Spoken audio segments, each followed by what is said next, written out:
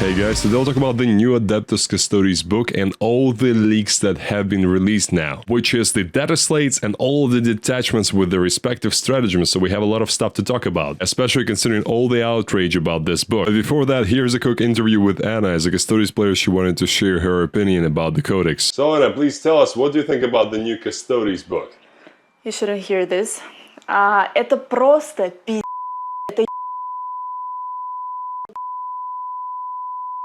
Этот кодекс, это просто...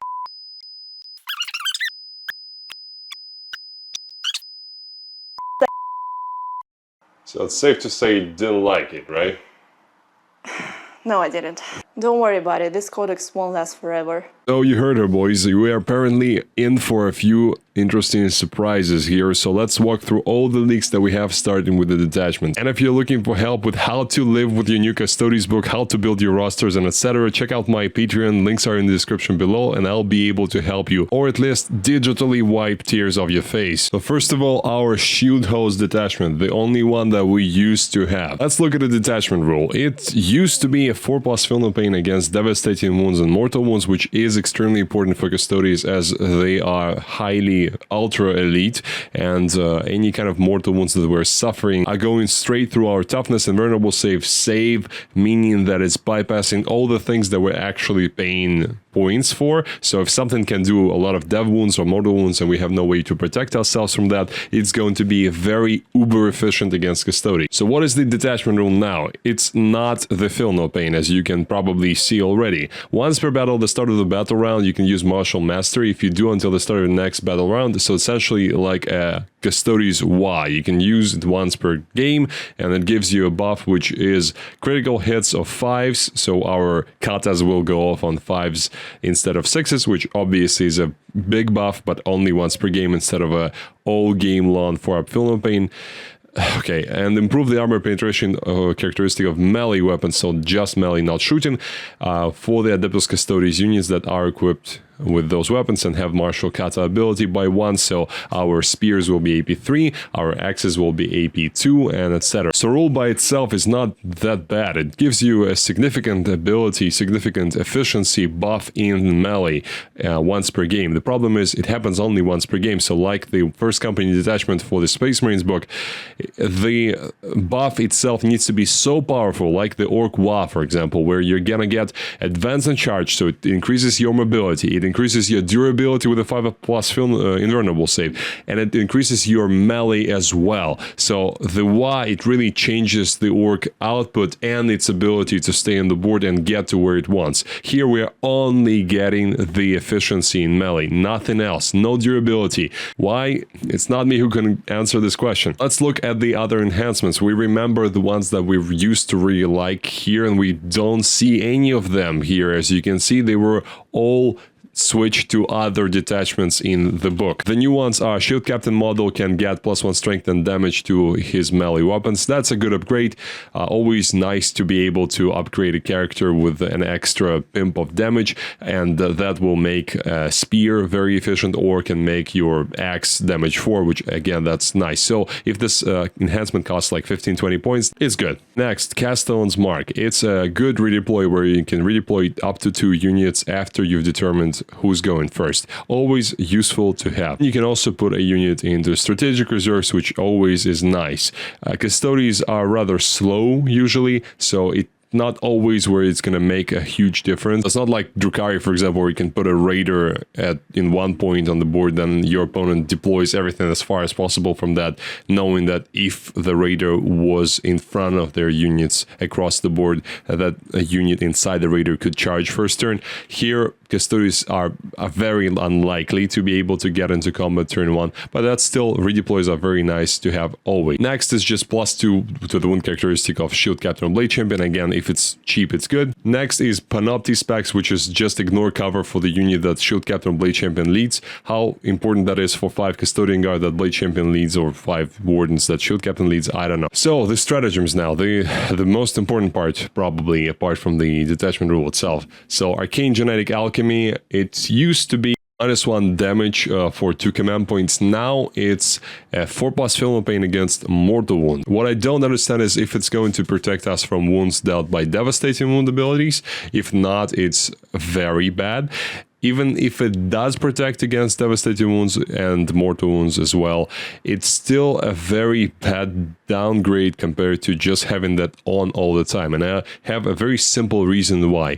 First of all, the Custodes never really had too many command points. They always need them, as any army probably, but for elite armies it's very, very important especially. And the second reason is your opponents often have their devastating wounds and mortal wound abilities dispersed across their army. So for example, me as a Grey Knights player, now if I'm playing against Custodes, it's going to be extremely easy for me to avoid suffering the 4+ feel no pain problem, because I can just start with my mortal wounds from my librarians on one unit, and then as soon as he pops Arcane Genetic Alchemy, I'm like, oh, you see, I'm a genius, I'm not gonna target that unit anymore, I'm gonna target another unit that you have, ha ha ha.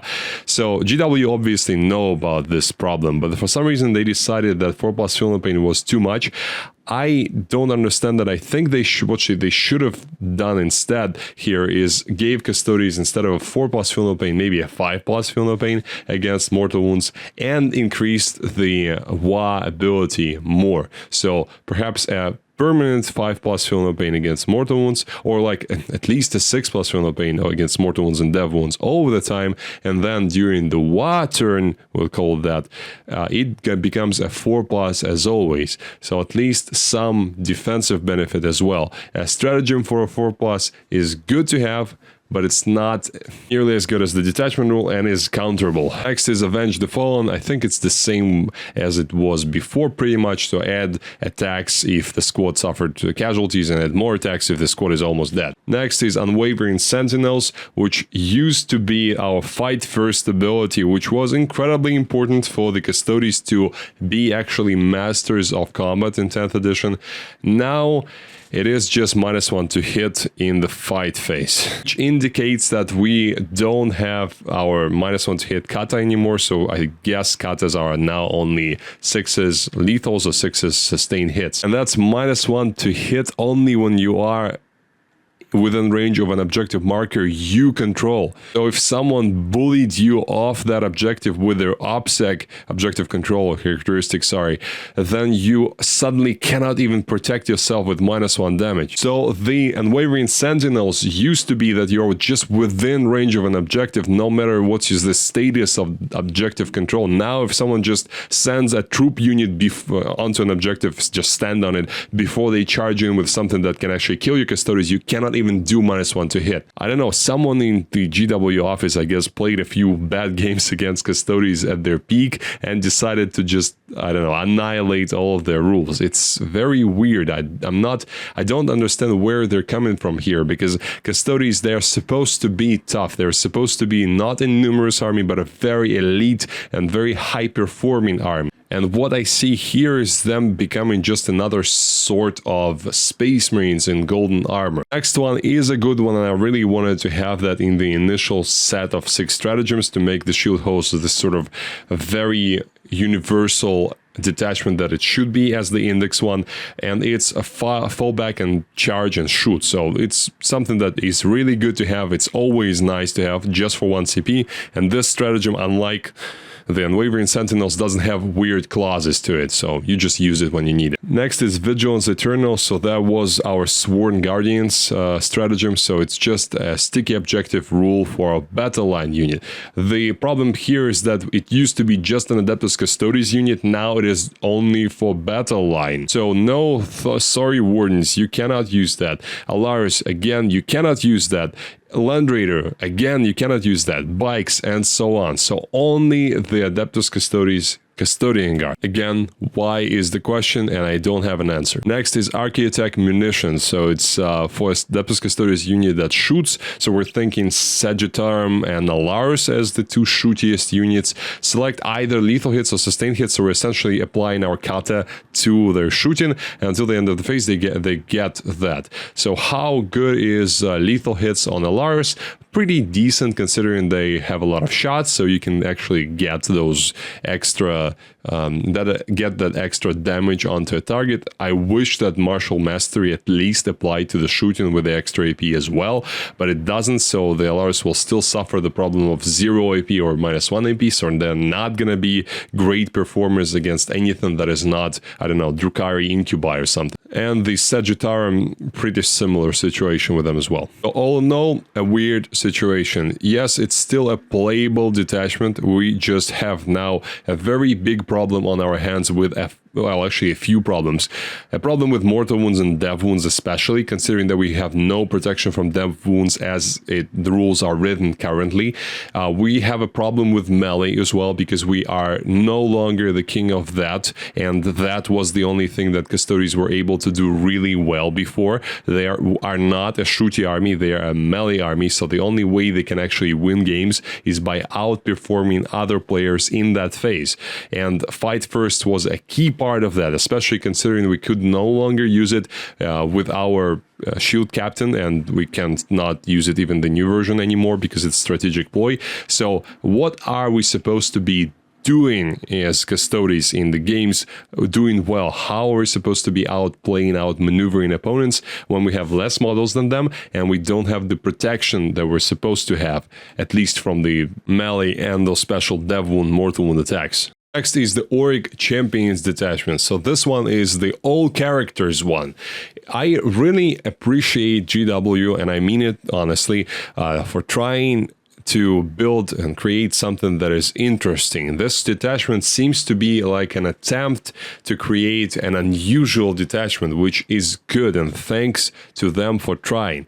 I'm not sure how well this one performs actually competitively on the tabletop, but not every detachment is supposed to be very competitive. We have, as for example, the Space Marine Codex as an example of a really decently well-written codex with a lot of options. We have Iron Storm on one hand, and we have Anvil Siege Force, I think it's called, on the other. So Imperial Fist detachment, where it's obviously less powerful than the Gladius or the Iron Storm, but it's still usable and interesting. So we're not gonna bury GW because they released something that is not uber competitive, at least one detachment. So we get at the start of the command phase, select one unit from your opponent's army until the start of your next command phase. Each time an Adeptus Custodes character model from your army makes an attack that targets that enemy unit, add 1 to the wound roll. So we essentially designate a target for our Adeptus Custodes character model, so it's not going to affect the squad that they lead, and they get +1 to wound. How good is +1 to wound? Well,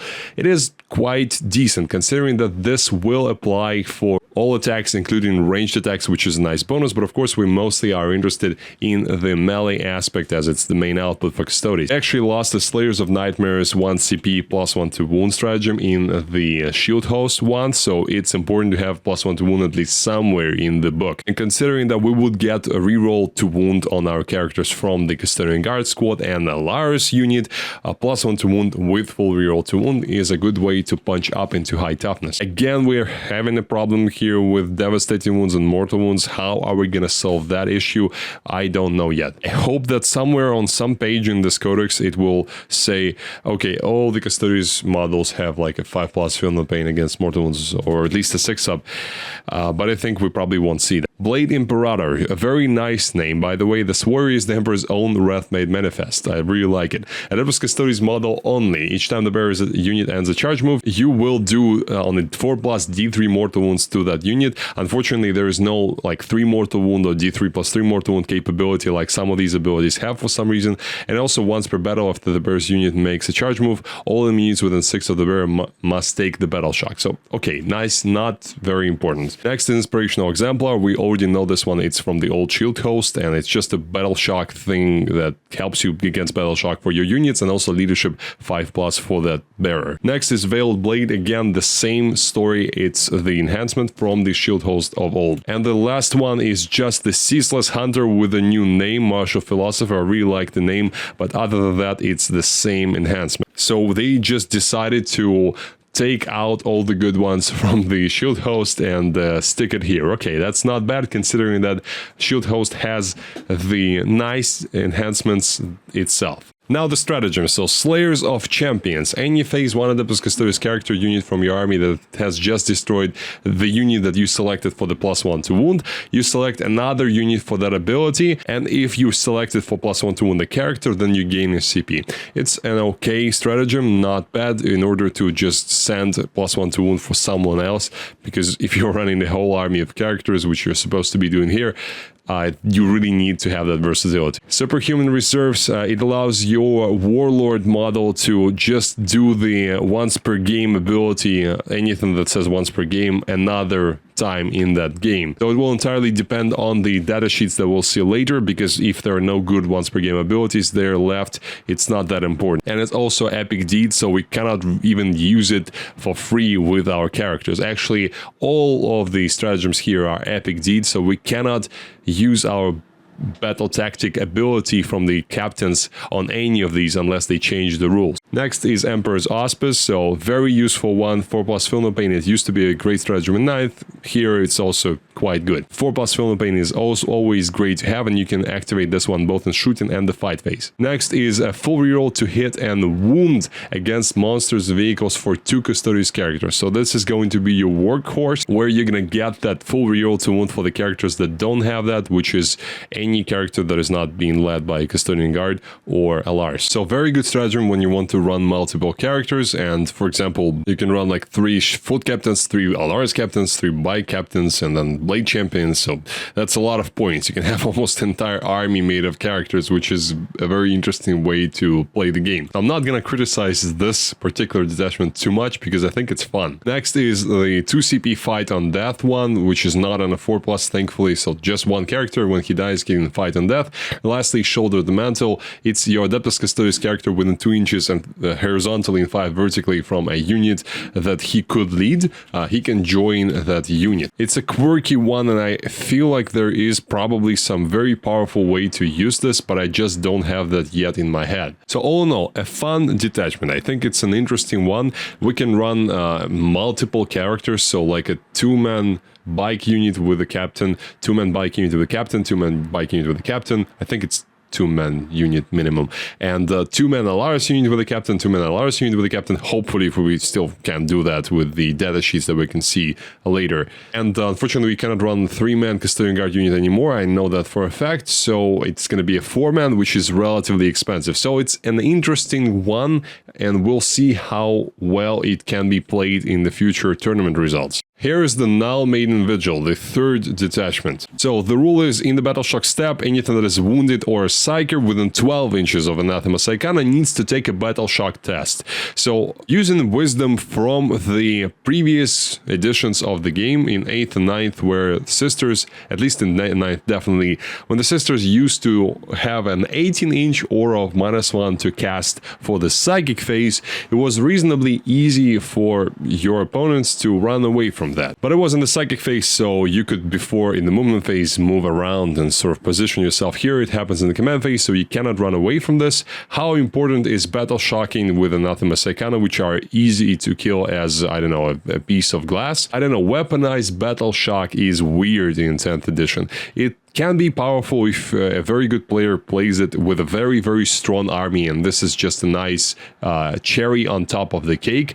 But if it's the main detachment rule, I am very suspicious that this might not be that powerful, and even the -1 modifier for the battle shock, if the unit is at half strength, I'm not really buying this for now. And it's not buffing our Custodes. Again, it's a Custodes Codex. It's not a Codex of Emperor's Bodyguard Agency. So we want Custodes-related rules. We want things that make it fun for us to play Custodes, the big gold guys, not the pretty ladies with bold hats. They are a supplement to the Custodes. And the sisters, they only have a single box, plus a named character, Alia, which she is not even in her own box. She's with Valerian. And is GW trying to make a whole separate army out of them with this detachment? I don't understand that. It looks to me like an attempt to just sell more sisters models, because there is no line of models. It's not a separate army. It's a Custodes army, and we have sisters to aid them. What is this doing here? I'm not sure. If we had, at least I'm going to run ahead here a bit, we only have 4 detachments, and it's confirmed. We only have 4 of them. So we've already seen 2. This is the 3rd one, and I'm going to show you the 4th one later. So how are we supposed to play cool and different variety, diverse Custodes if we only have essentially 2 detachments about Custodes? Nothing against the Sisters. I love the models. I like playing with them. But there is a separate army of Sisters of Battle. If you want to play Sisters, go buy Sisters of Battle. If you want to add them to Custodes, that's great. Okay. But we want Custodes rules. We want Custodes detachments. We want that army. If you want to make a whole separate Sisters army, do it. That's great. But we want Custodes rules, and you're giving us 2 detachments about Custodes, actually about Custodes, in their codex, and that's all we get for the entirety of the 10th edition, because we don't know if we're going to receive any supplements or anything like that. That's the book. That's everything we're going to get in 10th. So let's see the enhancements. Raptor Blade, only Anathema Psychana. So all of these, as you can see, are only for Anathema Psychana. All the stratagems are for Anathema Psychana as well. So this detachment, it's for people who only want to play Sisters, because I don't see any reason to run Custodes at all here. This does not supplement them in any way. The Raptor Blade is just +1 to attack, strength, and damage of the bearer's melee weapons, and then when they're in engagement range of Psykers, that's +2 to everything. A great relic makes that sister very dangerous in combat. Enhanced Void Chain Cloak, so the relic from the old 9th edition book. Anathema Psychana model only. Each time an attack is allocated to the bearer, subtract 1 from the damage characteristic. That's great. And if the attack was made by a Psyker, you change the damage to 1. So that's cool, I guess. Hunter's Eye, Anathema Psychana model. When you command phase, select 1 enemy unit within 12 of the bearer. That unit must take a Battle Shock test. Another Battle Shock modifier. That's nice, but it depends on how expensive this one is. Oblivion Knight, Anathema Psychana model while the bearer is leading a unit. So when she's leading any one of those 3, we can add 1 to the hit roll, and if that attack targets an enemy Psyker, add 1 to the wound roll as well. Okay, +1 to hit on Sisters, so those bolters will be hitting on 2s. Woo! Let's see, stratagems. Desperation's Price. Any phase just after an enemy Psyker has finished using their psychic ability that targets a unit or finished making psychic attacks. So, okay, I am the Grey Knight's Librarian here, and it's time for me to suffer. 1 Anathema Psychana unit within 18 inches, so it throw back to the old 18-inch aura. That enemy Psyker must take a leadership test. If the leadership test is passed, that Psyker unit is battle shocked. If it's failed, it suffers 3 mortal wounds and is battle shocked again. Okay, that's cool, neat, interesting. Wouldn't want to suffer that as a Grey Knight's Librarian player, because those Librarians are pretty good at killing themselves on their own. They don't need any help. Witch Hunters. Your shooting phase or fight phase, 1 Anathema Psychana unit from your army that has not been selected to shoot or fight. Select them to have lethal hits or sustained hits, so they essentially get the Katos. Okay, but there's a catch. So we can only target a Psyker unit with those attacks. So if we're playing against anything else, we are screwed. Anathema Blade Mastery. Fight phase, 1 Vigilator's unit, so that's the girls with swords. That has not been selected to fight this phase until the end of the phase. Each time a model in the unit, they can reroll a hit roll, and if it's Psyker, reroll the wound roll. It's a cool, good strategy for 1 CP. Side Chaff Volley. Your shooting phase, 1 Prosecutor's unit from your army that has just shot, so Prosecutors are our main bolter girls. Select 1 enemy unit hit by 1 or more of those attacks until the start of your next turn. All your Sisters' units will get +1 AP against that. Cool. And if it's a Psyker unit or a unit that is battle shocked, that unit also subtracts 1 from the hit roll. Again, cool, interesting, not a bad stratagem for those 5 people on their planet Earth who want to play a Sisters of Silence army. Purgation Sweep, your shooting phase, 1 Witch Seeker's unit, so that's the Flamer girls, that has not been selected to shoot this phase until the end of the phase. Add 1 to the attacks characteristic of their torrent weapons equipped by models, and add 2 if it's a Psyker or Battle Shock unit again. Lastly, Psychic Abominations, your shooting phase just after the enemy unit has selected targets. 1 Anathema Psychana infantry that was selected as target. It essentially gains the stealth ability, and if the unit that is targeting them is Battle Shock or a Psyker, they get blown up. Again, cool, interesting, fun, like, for those 5 people on Earth. And just so we're clear, I'm really happy for those people, if you are watching my channel, who really like Sisters of Silence and have been waiting for you to have an opportunity to build 6 rhinos with 6 units of prosecutors and just run at the enemy with bolters and bolt heads. I really appreciate the fact that you now have that ability, and I'm happy for you genuinely. I'm not happy that other, which is a 99% of Custodes players, were not getting the rules that we were waiting for. And lastly, the last detachment, the Revered Companions. We have not seen all the enhancements and the stratagems yet. They have not been leaked as far as I know, but we have the detachment rule and 2 stratagems and 2 enhancements. So we should be able to have a reasonably good understanding of what we are in for. The detachment rule is Anathema Psychana units gain the following ability: Null Aegis, and while an Adeptus Custodes unit is within 6 of this model, models in that unit have 5+ Feel No Pain against psychic attacks and mortal wounds. So not devastating wounds, but we're getting some protection from those special attacks, even though it's just a 5+, not a 4+. And inversely, the Custodes give Anathema Psychonas within 6 of them, +1 to hit. That's not bad, though. Again, how much do you want +1 to hit on the sisters that are as easy to kill as anything that is toughness 3 with 3+ save? So any bolters you just point at them, they're gonna vanish into a fine mist. Unless I see some crazy stratagem with, I don't know, 4+ Feel No Pain for the sisters unit, and they suddenly become that unkillable unit with swords or something like that.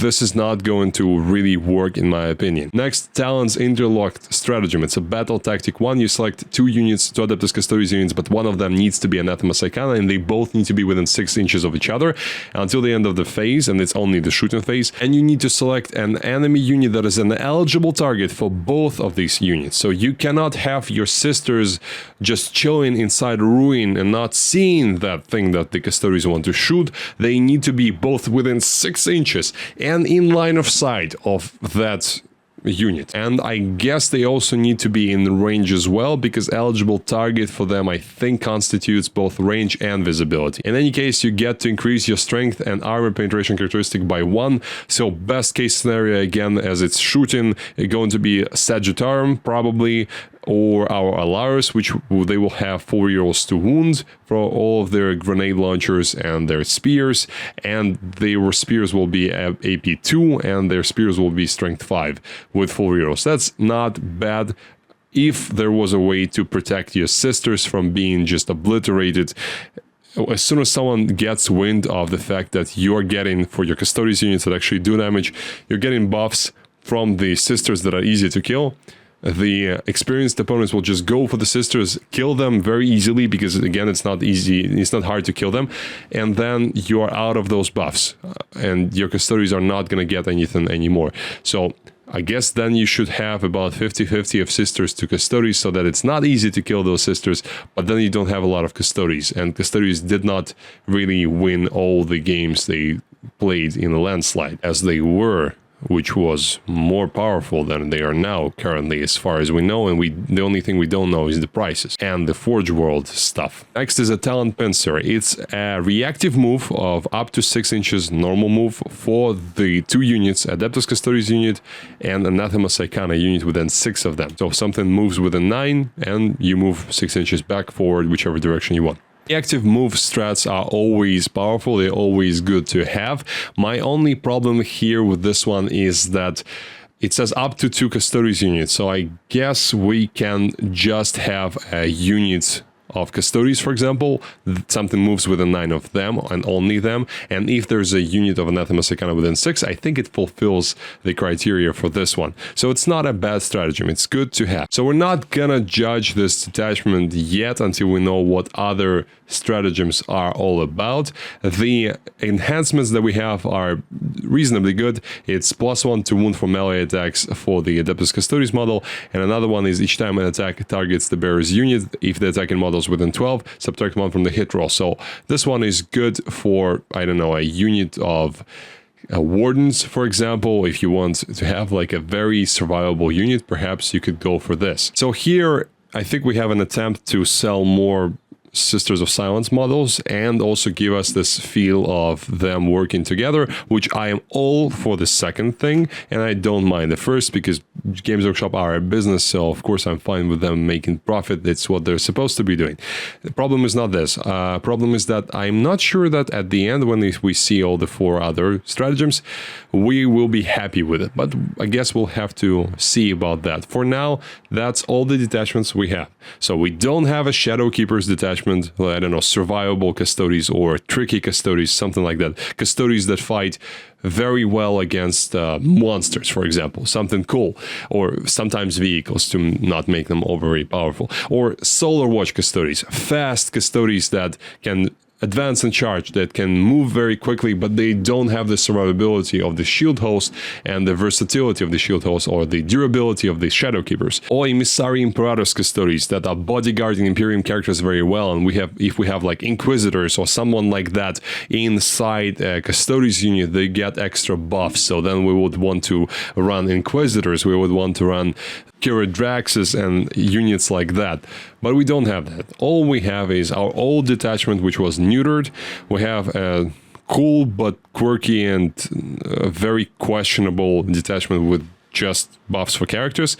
We have a detachment which no one really is interested in apart from a few people with Sisters of Silence, and the last one is this Revered Companions, which probably will be okay, but okay is the best we've got. So essentially, we have 2 semi-playable detachments and the third one in question as well. Maybe everything is not as bad as it seems now, and the data sheets can save the day. Let's see the Trajan Valoris. So I don't think anything has really changed in his melee profile. What is different is the fact that he lost his Fights First ability, so he no longer has that as a once per game option, once per battle option, and this means that if we wanted to run him in our only characters detachment, we would not be able to have that as the Fight First multiple times. And the second one, which is much worse even than the loss of Fight First, is the fact that while this model is leading a unit, he now only ignores modifiers for his squad for ballistic skill, weapon skill, and hit rolls. So no more ignoring wound roll modifiers, no more ignoring damage modifiers and things like that. Only the hit roll. So I don't really know why you would want to run him anymore, because 2 of the best things about Trajan were Fight First and the ability to ignore modifiers, especially the all-important -1 damage modifier for our damage 2 spears. Perhaps they will decrease his price so much that it will make sense to run him just for those 3 damage attacks, but I don't like the fact that Valoris used to be our buff and power center of the army, and now he's just a strange dude with an axe. I really love the fact that he was the well-rounded character that we wanted as Custodes. Custodes are supposed to be good at everything. That's the idea of the army. They are demigods. They are head and shoulders above even the Space Marines, the Emperor's finest. So their Captain General is supposed to be just sublime, better than anyone else in the Imperium apart from maybe Primarchs. And yet he is very mediocre even compared to some Primaris captains in terms of abilities he carries for the army. I really think that someone who was writing these rules either doesn't understand what they're doing, or perhaps really hates Custodes secretly and they didn't want them to be powerful, or they just really took to heart, I don't know, an order from their boss to make Custodes less powerful. Maybe they were afraid of how good they were at the start of 10th, which they were OP. They were not supposed to stay like that, but they were in a good place at the end of the life cycle of the index. They could have just toned them down very slightly, and it would be enough. Maybe with points cost, but for some reason they went this way. So this guy has lost, obviously, his ability to have 3 katas at once. He now only allows us to once per battle have 2 katas, because we don't have 3 anymore, apparently. And here we see the first, and I think the only buff to melee weapons in the book, which is the axe now is hitting on 2s, which is great, and thank you, GW, for that. It was stupid for the axe to be 1 less attack, 1 less AP, and 1 less weapon skill. Obviously, the biggest problem of the axe is still the lack of AP, but if you're playing the shield host in 1 turn of the game, you will be able to have the same AP as a Power Fist. Considering that the Shield Host detachment has lost its 1-2 CP stratagem that we were interested in, which is the -1 damage, I don't think that Shield Captains are as useful anymore as they were before. Next is the Shield Captain Alaris armor. His special rule, the Defiant to the Last, has changed to Auramite and Adamantine, so he can now once per battle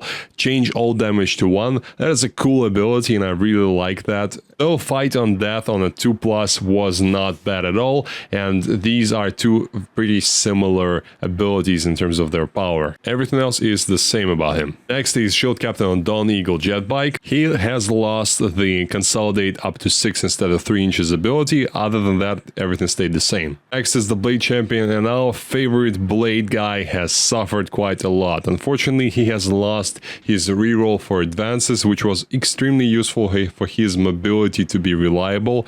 Now it's not as reliable anymore. He also lost his free Heroic Intervention ability, which was very thematic and cool, and he doesn't have it anymore. Thankfully, he retained his main thing, which is advance and charge once per battle. Still extremely important character for the mobility of the army, because he's pretty much the only way to get that mobility. I was hoping for Solar Watch, something that will allow us to, I don't know, dip strike within 6 inches of the enemy or get +3 to the charge roll once per game, but I guess I was too hopeful. Unless we get against something in that Revered Companions detachment. So he and the Land Raider are pretty much the only options from ability we have currently available and confirmed. Next is Night Centurion. She has lost her Anti-Psyker 4+, and it's now Anti-Psyker 5+, which I guess okay. Her Daughter of the Abyss ability, the Feel No Pain 3+, against Psychic and Mortal Wounds, now not just Psychic attacks. Alea is also Anti-Psyker 5+ now instead of 4+, which makes me happy as a Grey Knights player, because that Somnus Devastating Wounds Anti-Psyker 4+ was a bit too much probably. She's now apparently the only source of fight first in the army, so she's better at fighting than the Custodes, and her Daughter of the Abyss ability again has been buffed. Next is the Custodian Guard unit. Thankfully, they have not lost their full reroll to wound or reroll once to wound, so that's good, and they can still also shoot twice. Here, unfortunately, we see that the Sentinel Blade is still damage 1, so it's still reasonably unusable. It's essentially a penalty that we have to suffer because the shield cannot be more expensive than the spears. So because if we could run just the shields with damage 2, then we would only run shields, and GW know that. So they have to punish us in some way, because they cannot punish us with points, punish that is in air quotes, well, they have to do it with damage 1, and that's very sad, because the Sentinel Blade always was the same damage as the spears and the axes, and now the axe is damage 3, spear is damage 2, and Sentinel Blade is damage 1, but we're not getting anything back in return. We're not getting more attacks, we're not getting, I don't know, 2 profiles, anything like that. Next are the Custodian Wardens. Again, I don't think anything changed about these guys, so they still need a character to lead them in order to gain -1 to wound, and the attacks need to be higher strength than their toughness. They still have their once per game 4+ Feel No Pain ability, and it's still activated at the start of any phase. They will really like the buff to the Castellan Axis, because now there is a point to take them instead of the spears, at least mix them up in the unit. Belarus Custodians, they still retain their full reroll to wound against the characters, monsters, and vehicles, and their From Golden Light They Come ability was buffed, because they are now removed into strategic reserves, and you don't have to put them on the table in the next turn. You can keep them in the strategic reserves according to Strat Reserves rules. And as we can see, we still have an option to run 2 Alars, so that's good. Now, Virtus Praetors, they still have their automatic 6-inch advance. Their Quicksilver execution is the same as well. So unfortunately, the bikes are still not as interesting as they were in 9th or 8th, and they still are only 2 to 3 models in the unit. We cannot even run a big 6-man unit, even if we wanted to. And lastly, the Venerable Land Raider, the last data sheet that we have access to currently, he is the same as he was. I was really hoping to see a 12-inch move here, but apparently the last canon Land Raider is supposed to be moving 2 inches slower than the Redeemer and the Crusader, so we'll have to suffer that. So all in all, in my opinion, the new Custodes book is underwhelming. We do have an interesting, quirky detachment of all characters, which is probably unlikely to be powerful in terms of how the army is played, unless they just decrease the cost of all Custodes characters so much that we can run all of them possible and then some units attached to them, which I doubt that. And we have Revered Companions one, which depending on what those other 4 stratagems do, he can become very good, because the worst part is that we have to keep sisters within 6, and then sometimes we have to shoot the same unit as the Custodes shoot. But if we treat these sisters as sort of fuel that we throw into the furnace for our Custodes to become better, it can technically potentially be strong, again depending on what those other 4 stratagems do. But if they are not exceptionally good, this is not going to be even close to the power level of the shield host of old. Of course, our main detachment, the one that we used to have, is a shadow of its former glory now. No longer do we have the 4+ film paint that was protecting us from all the trickery in the nasty universe of Warhammer 40,000. We now have to just pay the bloody price when some Psyker or any other abomination attacks our golden gods. As a Custodes player, I don't like that. I don't even like that as someone who plays Grey Knights, because seeing that look on the Custodes player face when he's taking away 3 or 4 guys that each cost like 50 points because you have rolled 6 on the Vortex and then rolled like a 9 on 2d6, and he's like, okay, I guess they're dead. It's not fun at all, and it's not supposed to be like that. They're supposed to feel cool. They're supposed to feel super elite and protected from almost all threats. I'm not saying they're supposed to be OP, and that's very important. Some people think that Custodes players are all whiny now because of the Codex, because they didn't get those OP rules and they're just stupid because they want to win every game they play just because their rules are better than everyone's. I disagree with that completely, because I think that apart from those people who actually wanted only the strong rules just for the sake of strong rules and winning more games without actually dedicating more of their brain power to playing the game better, I think most of the players, what they really wanted is options. We wanted to have at least a similar treatment to what Space Marines have received with their Iron Storm, where you can play all the Dreadnoughts you like. And then you have the Stormlands where, okay, you don't have bikes, but at least you can play them as Space Wolves. And then you have the Gladius, which is like the tactical one, which works for pretty much anything. And then there is the Vanguard with all the tricky shenanigans and mostly infantry-based lists, and etc. You still need to see the points cost to feel the army competitiveness fully, but with Custodes, how much variety do you feel you have now? That is my question to you. Thank you for watching. I hope you enjoyed this video, and I'll see you next time.